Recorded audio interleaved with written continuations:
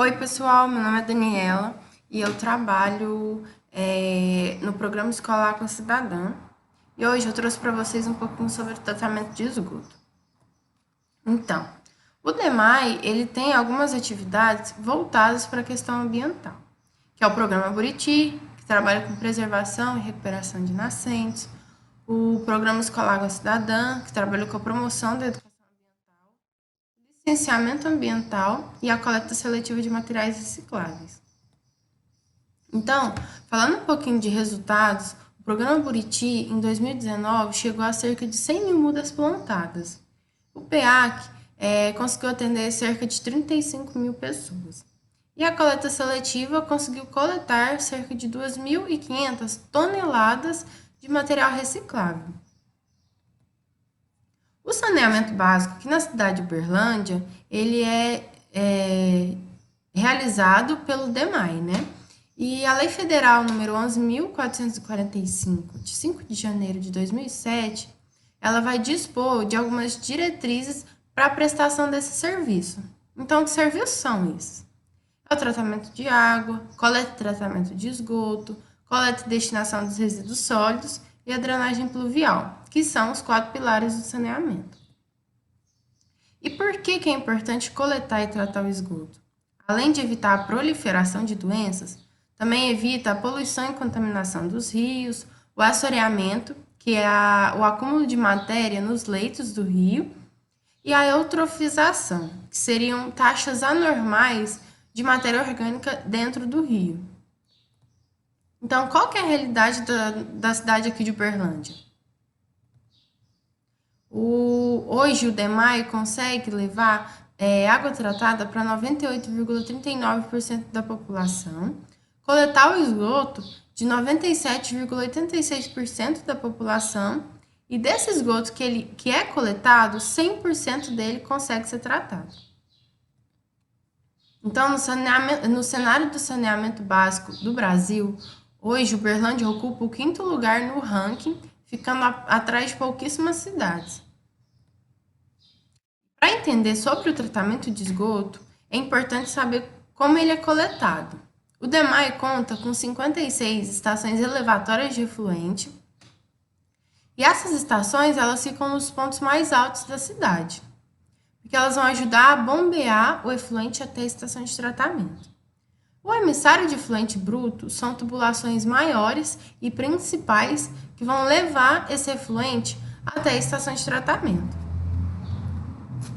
Então, aqui em Uberlândia, nós temos 8 estações de tratamento de esgoto. E a principal dela é a Etiuberabinha. Isso porque ela trata 95% do esgoto da cidade de Uberlândia.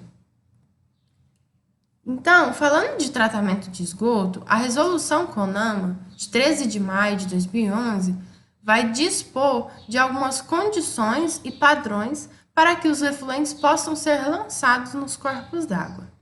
Então, são observados os parâmetros de sólidos totais, que é a areia, a demanda bioquímica de oxigênio, que é a quantidade de oxigênio que está sendo consumido para degradar a matéria orgânica por meio dos micro-organismos.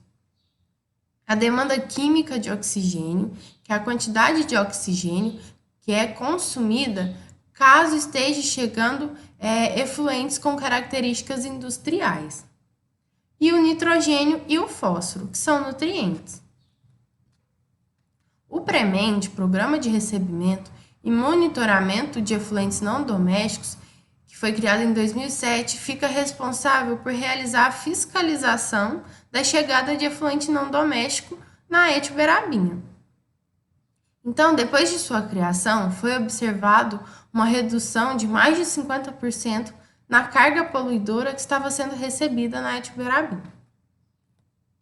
Então, falando de tratamento de esgoto, quando o esgoto chega na estação de tratamento, ele passa por algumas etapas. Então, a gente tem a entrada do efluente bruto, depois o tratamento preliminar, onde vão ser removidos os sólidos maiores, os menores e a areia. O tratamento secundário, que é onde acontece todo o tratamento biológico, que é a remoção da matéria orgânica. E o tratamento terciário, que é a remoção da matéria orgânica e dos nutrientes. Então, no tratamento preliminar, existem 3 níveis de gradeamento. O gradeamento grosso, onde vão ficar retidos resíduos do tamanho de uma garrafa PET, então, são os plásticos maiores, entre outros. O gradeamento médio, com 1,3 centímetros, onde vão ficar retidos resíduos como a tampa de garrafa. Então, tudo que for do tamanho ou maior que essa tampa fica retido. E o gradeamento fino, com 0,3 centímetros, onde não passam resíduos nem do tamanho de um grão de milho. E aí é importante ressaltar que esses resíduos eles não deveriam chegar na estação de tratamento. Então, são gerados aproximadamente 18 mil quilos de resíduos por mês. E a gente observa um descarte incorreto desses resíduos. Depois, o efluente vai para o desarenador. O que acontece é que chega uma quantidade muito grande de areia dentro da estação de tratamento. E ela precisa ser retirada. Então, são retirados 115 mil quilos de areia por mês. Essa areia ela vem em decorrência da tampa do bueiro, então acaba entrando dentro da rede de esgoto e também vem de ligações clandestinas de imóveis. Então, a limpeza do desarenador, ela dura de 5 a 6 dias. E aí, para os outros processos não ficarem parados, a gente conta com 2 desarenadores. Então, enquanto um está em funcionamento, o outro está sendo limpo. Depois, o efluente vai para a calha Parshall. Sua principal função é medir a vazão do efluente na estação de tratamento. Então, nós temos uma vazão média de 1.400 litros por segundo, com um pH médio de 7,4. Mas essa vazão ela pode variar até a máxima, que é 2.000 litros por segundo, chegando a picos de 2.200 litros por segundo. Então, antes de entrar no centro de distribuição de vazão, é importante ressaltar que a Etiuberabinha ela foi construída para trabalhar com o auxílio da gravidade. Então, todos os processos até a calha Parshall ficam na parte mais alta da estação de tratamento. Então, depois de passar pela calha Parshall, o efluente ele vai descer até o centro de distribuição de vazão, que vai ajudar a distribuir esse efluente nos reatores de uma forma uniforme e vai diminuir sua velocidade.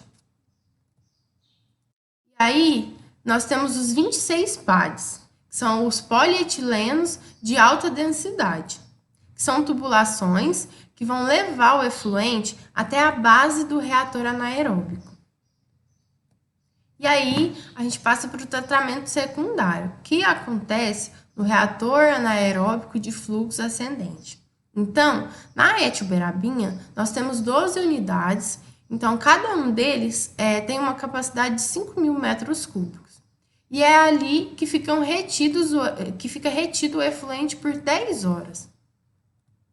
Então, como eu expliquei, o centro de distribuição de vazão vai até a base do reator anaeróbico e vai levar o efluente até aí. Então, o efluente ele vai chegar de baixo para cima. Isso é necessário para a gente preservar algumas camadas que são produzidas dentro do reator e o tratamento ter uma funcionalidade melhor. Então, as 3 camadas são o lodo, o efluente que está sendo tratado e a escuma. O lodo é aquilo que os micro-organismos, toda a matéria orgânica, né, que os micro-organismos conseguiram consumir. A escuma é todo aquele material que não foi possível ser degradado.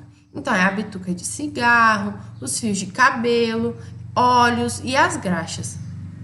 E, então, dentro desse reator também são gerados alguns subprodutos, que é a escuma, que eu expliquei para vocês que são os materiais que não são degradados, o biogás e o lodo. A escuma, ela recebe uma limpeza semanal. Então, ela é tirada do reator, levada para secagem, onde ela fica em caixas de concreto, e depois ela é levada para o aterro industrial aqui da cidade de Uberlândia. O biogás, ele é queimado para evitar a emissão de gás metano. Então, são queimados 288 metros cúbicos por dia de biogás. E esse biogás, ele não é reutilizado para produção de energia, porque a quantidade que é produzida é muito pouca, então não seria viável. E o lodo, que são produzidos 1.400 toneladas por mês, ele é levado para uma central de desidratação, onde ele passa por centrífugas e depois ele é levado para o aterro industrial da cidade de Uberlândia. E aí o efluente ele vai para o tratamento terciário, que acontece no canal de flotação. Aqui ainda restam pouquíssimas quantidades de matéria orgânica. Então, é adicionado o PAC, o policloreto de alumínio. E ele vai auxiliar a juntar as partículas de sujeira. E depois é adicionado o poliacrilamida, que é um polímero. E ele vai auxiliar a formar uma camada de lodo, dando uma espessura, né, de gel. Então, seria como se fosse um barbante coberto de cola e que a gente passasse ele em cima de papéis picados. O papel picado, ele vai ficar no barbante com cola, né? Então, seria basicamente isso, de uma forma mais didática. Então, como essa camada de lodo ela tem uma densidade maior, é comum que ela desça, né? Para a parte baixa do efluente. E aí, para que isso não aconteça, são adicionadas as microbolhas, que vão ajudar a manter essa camada de lodo na parte superior do efluente. E aí vai facilitar a retirada. Então, os ventiladores vão empurrar essa camada de lodo até a pá mecânica, onde ela vai ser retirada e levada para a central de desidratação.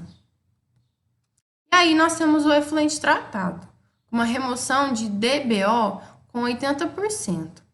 Tá, mas e os outros 20%? Todo rio ele tem uma capacidade de se autodepurar.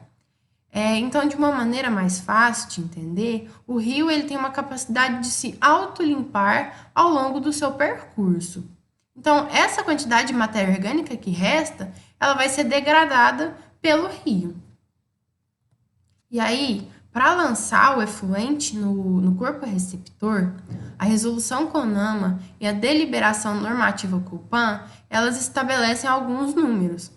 Então, são observados os parâmetros de pH, de DBO, que é a demanda bioquímica de oxigênio, e de DQO, e sólidos grosseiros. E aí, nessa tabela, nós também colocamos os resultados do DMAI.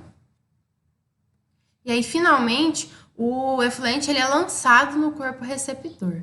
Então, é lançado a jusante do rio Uberabinha. Essas são as referências utilizadas para realizar a palestra.